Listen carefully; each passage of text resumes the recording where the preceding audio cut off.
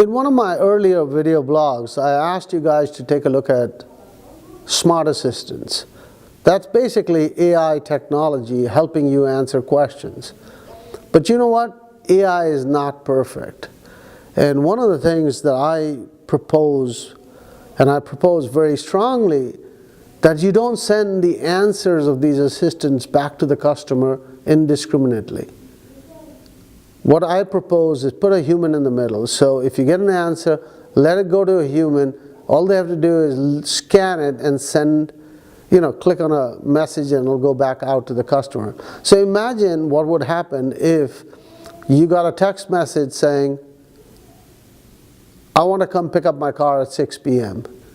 And this smart assistant sent you back a message saying, do you want to make an appointment? The guest would know immediately that this is some kind of AI technology that has backfired. They won't trust it, and guess what? You're trying to save a phone call, you now will get that phone call.